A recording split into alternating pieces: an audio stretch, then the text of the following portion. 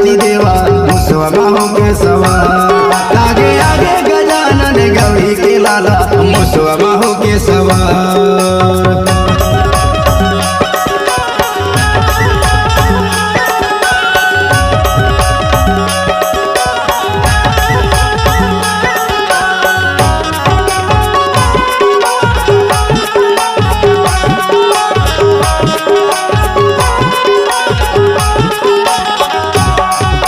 तीनों लोक और 14 भुवन माँ तोर महिमा है भारी गा देवा तोर महिमा है भारी।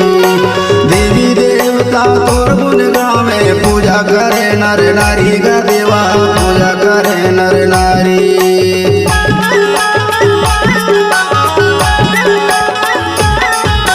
तीनों लोक और 14 भुवन माँ तोर महिमा है भारी गा देवा तोर महिमा है भारी। देवी देवता तोर गुण गावे पूजा करे नर नारी गा देवा पूजा करे नर नारी। माता है गौरा पिता महादेवा होवत जय जयकार। माता है गौरा पिता महादेवा होवत जय जयकार। आगे आगे गजानन गणपति देवा मुसवा माहो के सवार।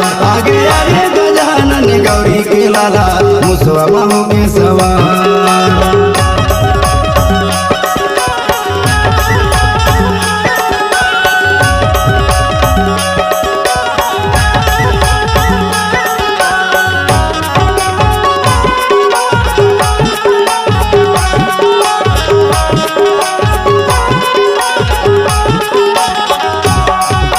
नहीं जानन तोर भाव भजन ला नहीं जानन तोर सेवा गा देवा नहीं जानन तोर सेवा।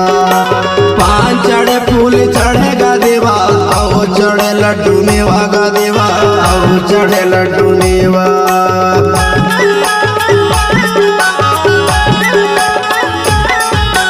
नहीं जानन तोर भाव भजन ला नहीं जानन तोर सेवा गा देवा नहीं जानन तोर सेवा। 5 चढ़े फूल चढ़े गा देवा आओ चढ़े लड्डू मेवा गा देवा आओ चढ़े लड्डू मेवा।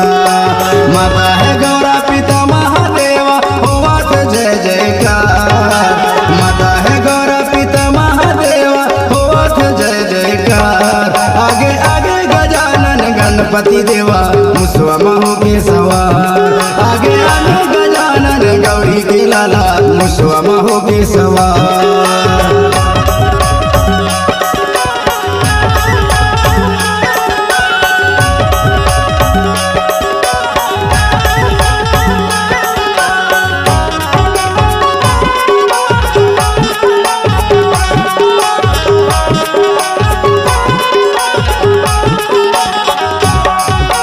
मंदिर में देवत हाँ विराजे दर्शन भर में आयो गा देवा दर्शन भर में आयो।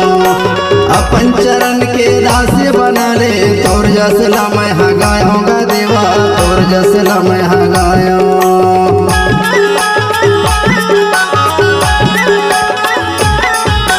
मंदिर में देवत हाँ विराजे दर्शन भर में आयो गा देवा दर्शन भर में आयो।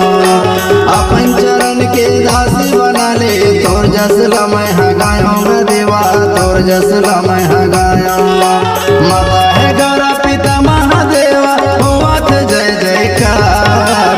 माता है गौरा पिता महादेवा होवत जय जयकार। आगे आगे गजानन गणपति देवा मुसवा माहो के सवार। आगे आगे गजानन गौरी के लाला मुसवा माहो के सवार। माता है गौरा पिता महादेवा होवत जय जयकार। माता है गौरा पिता महादेवा होवत जय जयकार। आगे आगे गजानन गणपति देवा मुसवा माहो के सवार। आगे आगे गजानन गौरी के लाला मुसवा माहो के सवार। आगे आगे गजानन गौरी के लाला मुसवा माहो के सवार। आगे आगे गजानन गणपति देवा मुसवा माहो के सवार।